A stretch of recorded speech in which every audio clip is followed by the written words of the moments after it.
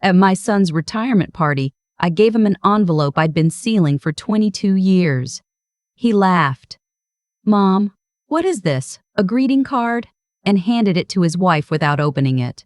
She tore it open, looked inside, and dropped it on the buffet table like it had burned her fingers. "It's just an old insurance policy," she said loud enough for the whole room to hear. "Seriously, who does that?" The laughter that followed was polite, the kind people use when they're embarrassed for someone else. My son smiled that careful smile he'd been wearing around me for years and said, "Thanks, Mom, we'll look at it later." They never did. The next morning, I walked into Harmon & Associates Financial on 5th Street. The advisor who took my appointment was 30 years old, with a firm handshake and a confident smile.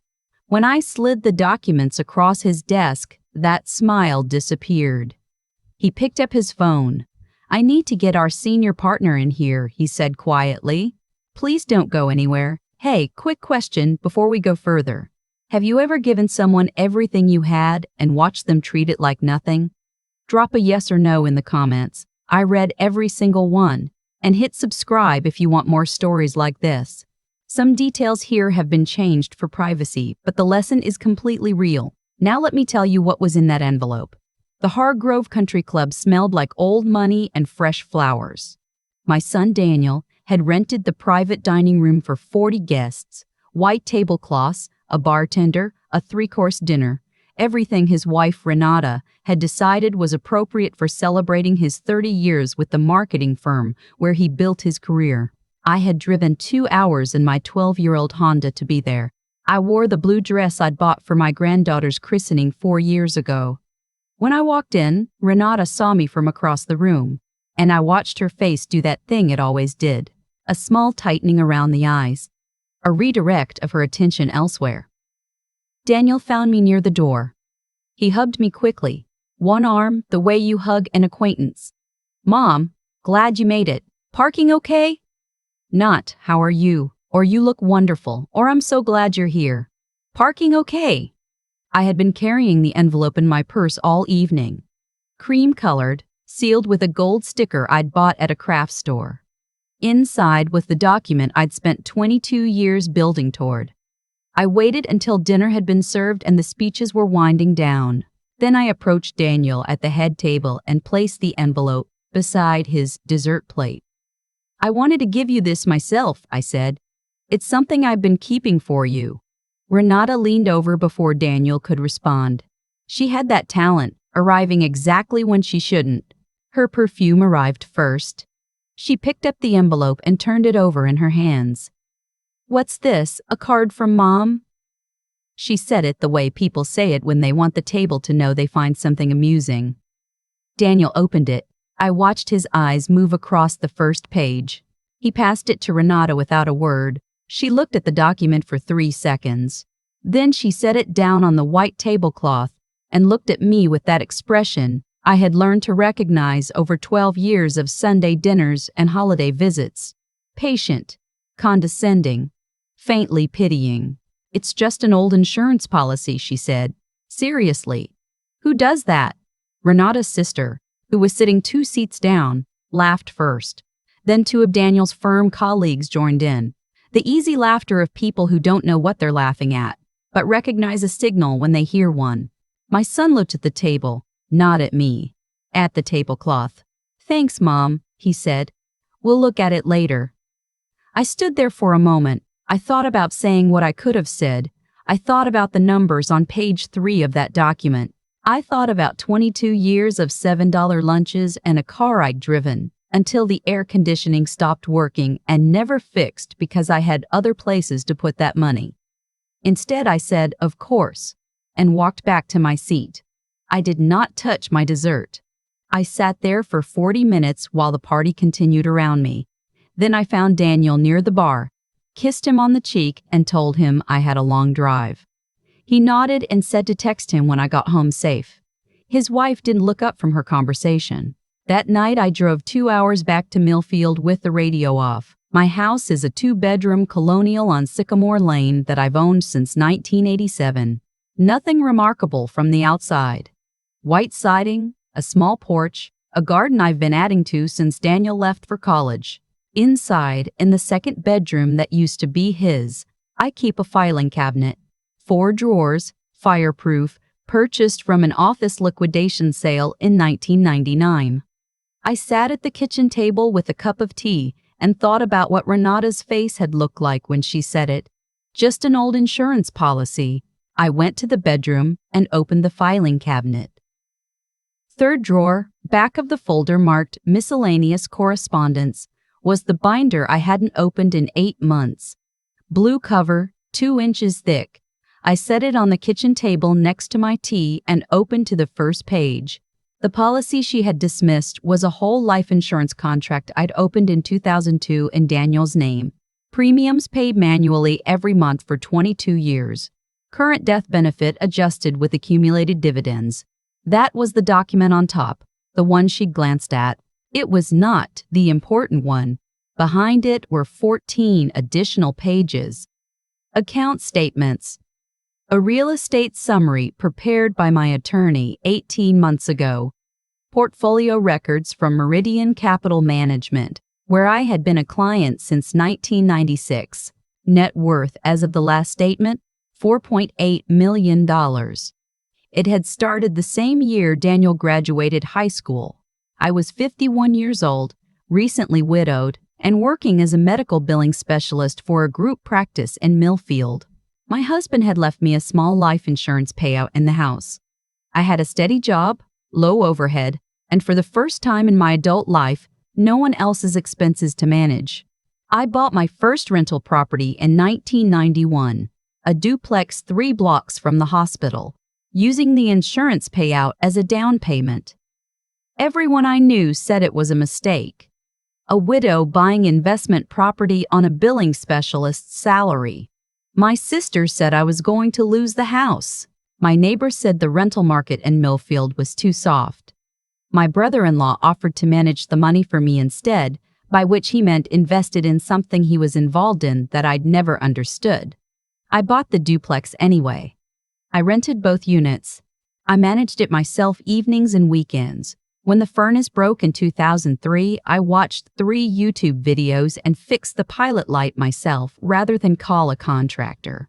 When a tenant left owing 2 months' rent in 2007, I handled the filing, showed up to the hearing, and got a judgment in my favor without an attorney. Property by property, year by year. The surplus rent from each one went into the next down payment. The investment account started in 1996 with $11,000 I'd saved from a decade of eating lunch at my desk. Daniel knew I owned rental property. He knew in the abstract way that adult children know things about their parents that don't directly affect them. He knew I had a duplex and then 2 duplexes, and at some point he'd stopped asking. Renata had asked once, in the early years of their marriage, how many properties I had. I'd said a few. She'd nodded and moved on to a story about their kitchen renovation. I never corrected the impression. I wanted to see who my son would become without my wealth shaping him.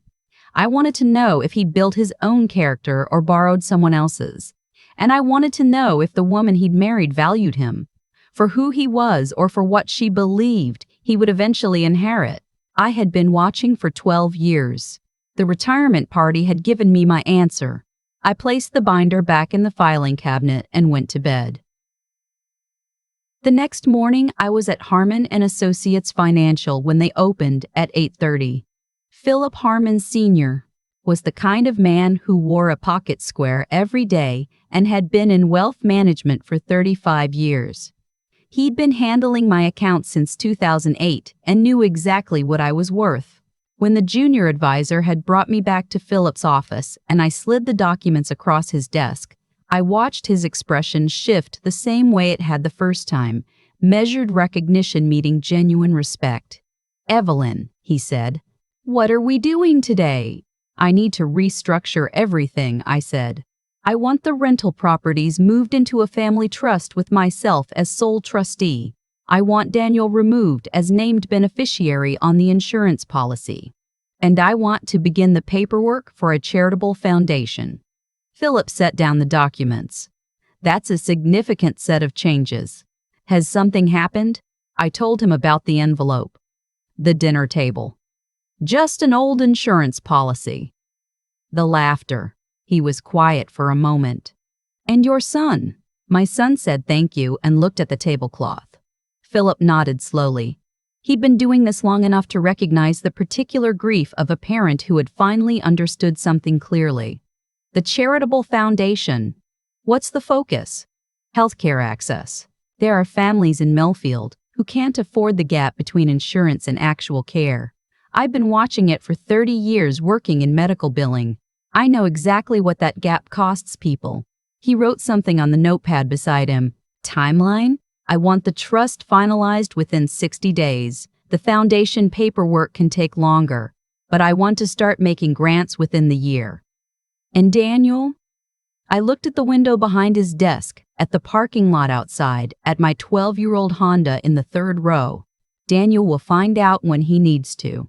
Philip said he'd have the initial documents ready by end of week. I thanked him and drove home through town, past the duplex on Callaway Street, past the 4-unit building I'd bought in 2011, past the commercial strip on Route 9, where 2 of my tenant businesses had been operating since 2014.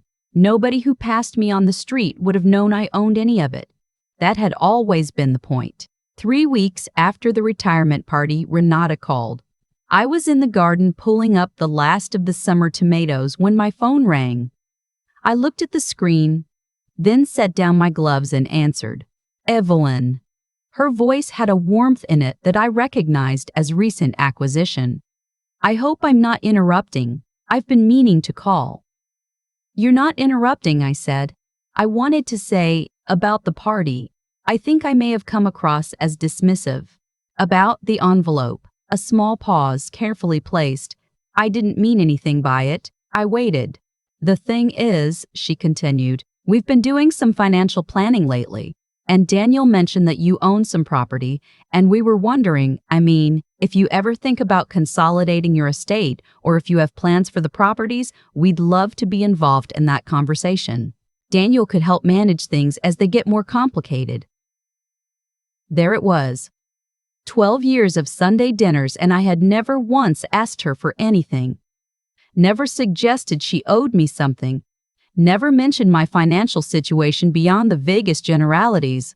And now, 3 weeks after dismissing my gift at a party full of my son's colleagues, she was calling to ask about my estate. I appreciate that, I said. I have an estate attorney who handles everything, but I'll keep it in mind. Of course, she said quickly. No pressure. We just want to make sure you're taken care of. I thanked her, said goodbye, and stood in my garden for a minute with the phone in my hand. That afternoon, I called my attorney, Margaret Chen, and told her to accelerate the trust paperwork. What I didn't tell Renata, what she couldn't have known, was that 3 weeks before my son's retirement party, I had submitted a formal letter of intent to the Millfield Medical Center Foundation to endow a patient assistance program. The endowment amount, $1.2 million, enough to fund gap coverage for uninsured and underinsured patients for a projected 15 years. The program would be named the Harold Marsh Patient Fund, after my husband. The center's development director, a woman named Susan Ortega, had called me twice to confirm the details were real. She'd said the words several times in different ways, as if waiting for me to take them back. I'd been quietly involved with the medical center's foundation for 6 years, attending their annual fundraiser, writing smaller checks, watching how they operated. I knew what the money would actually do. I knew the names of the families in the waiting rooms who couldn't cover their copays. I had seen those names for 30 years in insurance claim files. When the endowment was formally announced 4 months after the party, my name was in the local paper. A short article with a photograph of me and Susan standing in front of the medical center entrance. The headline read, Millfield Woman Endows Patient Fund with Historic Gift. Daniel called that same afternoon. I was folding laundry when the phone rang. Mom. His voice was different, not the careful party voice. Something underneath it unsettled. I saw the paper. The announcement came out today, I said. $1 million. He stopped. Mom, I didn't know you had. I mean, I knew you had some rentals, but I had no idea. I know you didn't. Silence. Why didn't you tell me? I set down the shirt I was folding. What would you have done differently? He didn't answer right away. I listened to him breathing on the other end of the line, and I thought about every Sunday dinner where he'd told me about Renata's most recent renovation project, every holiday where he described their vacation plans, every conversation where my life had been backdrop and his life had been the subject. I don't know, he finally said. I do, I said quietly. You wouldn't have done anything differently, Daniel, because you would have thought about it as money that was eventually coming to you. And it isn't. Another silence. What does that mean? It means I've spent 30 years building something, and I've decided what I want to build it into. I sat down at the kitchen table. I've established a charitable foundation. The rental income will fund it going forward.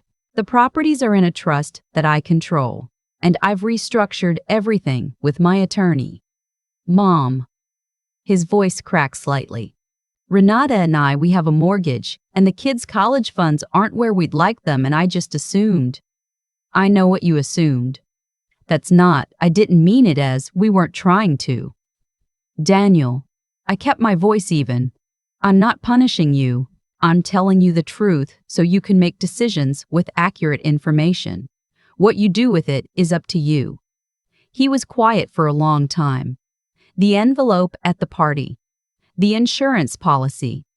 Was the thing on top, I said. It wasn't the whole story. I heard him exhale slowly. Renata laughed. I heard her. I didn't say anything. His voice dropped. I looked at the tablecloth. Yes, you did. The silence that followed was different from the others. Not awkward. Heavy with something he was working out on his end of the line. Can I come see you? He asked finally. Not with Renata, just me. Saturday morning, I said. I'll make coffee. He came on Saturday. He arrived at 9 with a bag from the bakery downtown. The kind of gesture that was small and genuine and reminded me of the man I'd raised before the years of careful distance had accumulated between us. We sat at the kitchen table with coffee, and I answered his questions honestly for the first time.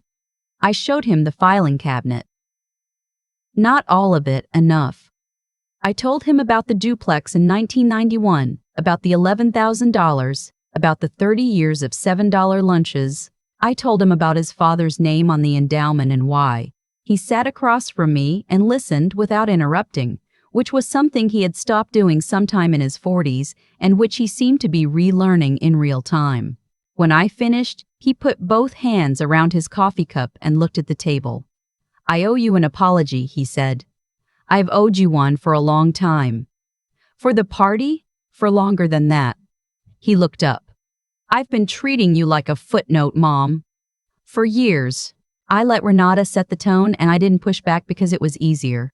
I told myself you were fine, that you had your garden and your house and your whatever, and I didn't look any closer than that because I didn't want to. I let him finish. I was ashamed, he said. Not of you, of myself. Because every time I looked at your life, your house, your car, your job, I told myself it was smaller than mine, and that made me feel like I'd done something right. And if your life was actually... He stopped. I've been a coward. I reached across the table and put my hand over his. You're here on Saturday morning, I said. That's not nothing. He looked at me with an expression I hadn't seen in 20 years. The expression of a man who is actually present in the room he's in. What do I do now? You go home and you think about the kind of husband and father you want to be. Separate from what any of this means for your financial future. I took my hand back and picked up my coffee.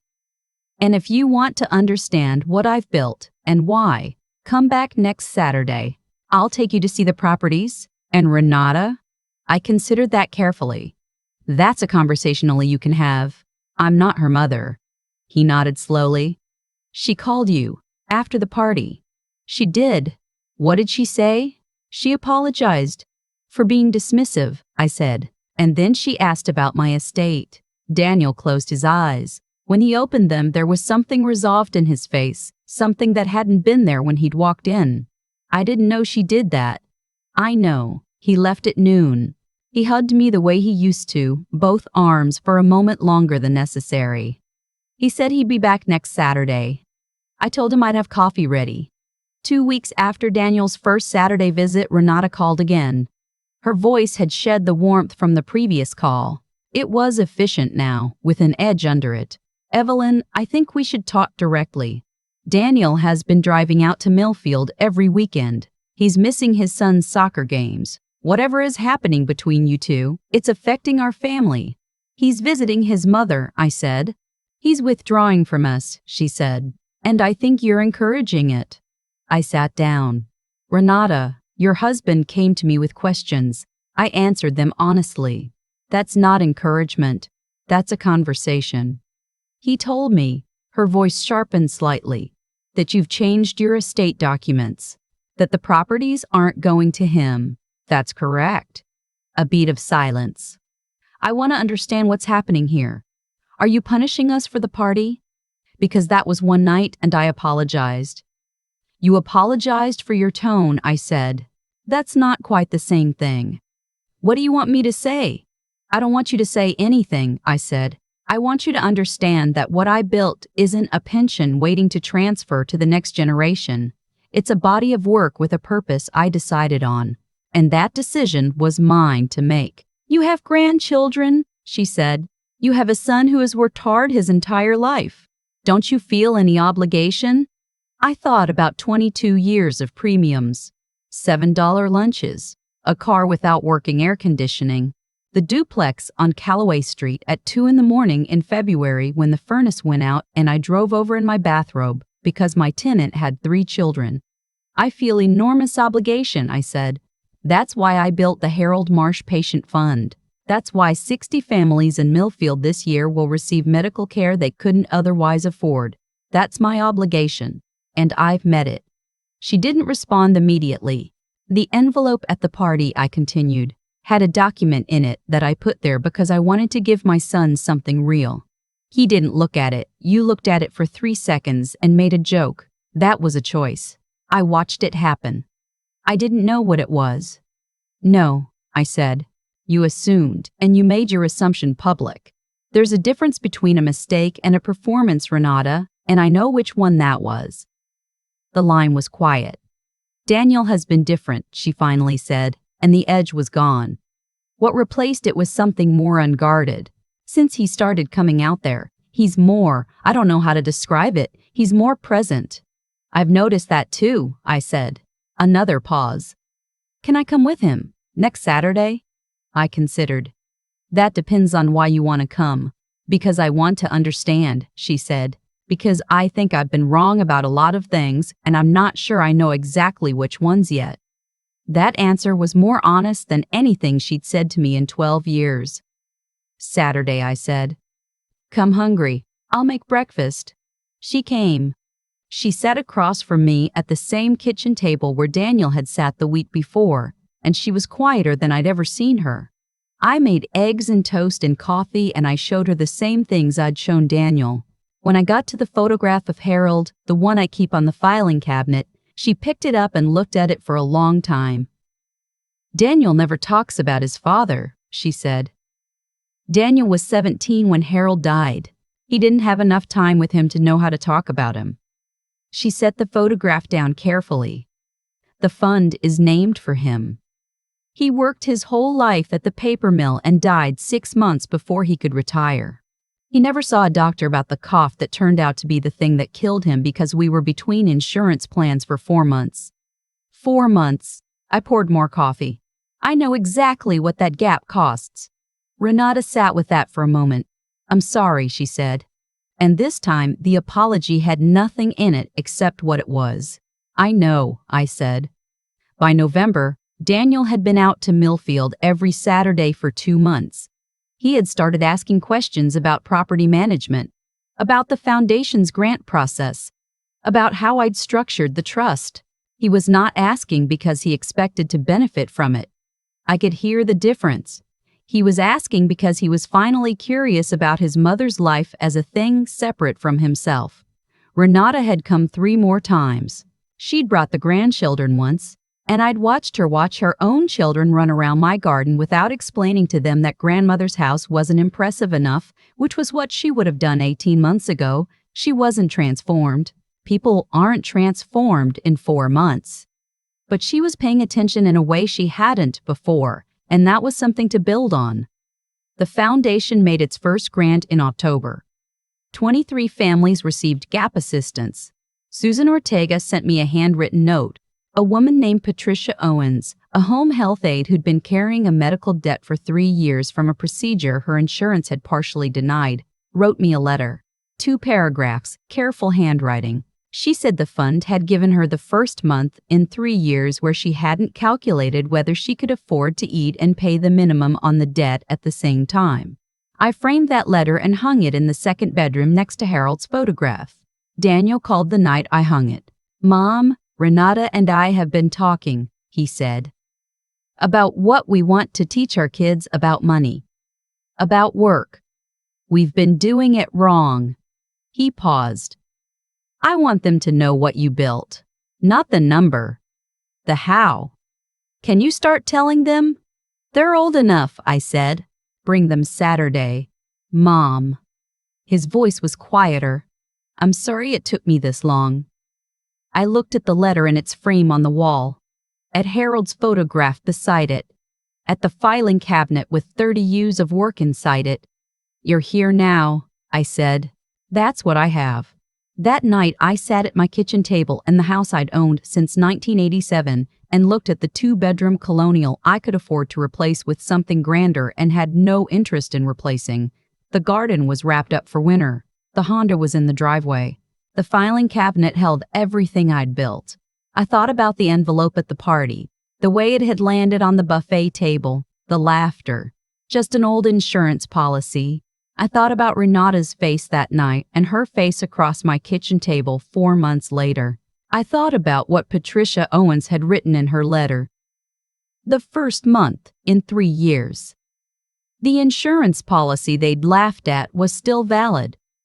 I'd left it in place as a small inheritance, a gesture. The rest had been redirected into something that would outlast all of us. I opened my laptop and wrote a short email to Margaret Chen. One addition to the Foundation's governing documents. I wanted a permanent seat on the board reserved for a working family in Millfield, someone nominated by the medical center staff, someone who understood from the inside what the gap actually meant. I wanted the people the fund served to have a voice in how it served them. Margaret responded within the hour. "I'll draft the amendment first thing in the morning." I closed the laptop and went to bed. The Honda would need new tires before spring. I made a note to take it in next week. Some things you fix immediately. Some things you build slowly, over decades, until the structure is strong enough to stand on its own. I've been building for 30 years. I'm not done yet. If this story stayed with you, I'd love to know in the comments. Have you ever watched someone dismiss what you'd quietly built? Have you ever given a gift that wasn't understood until much later?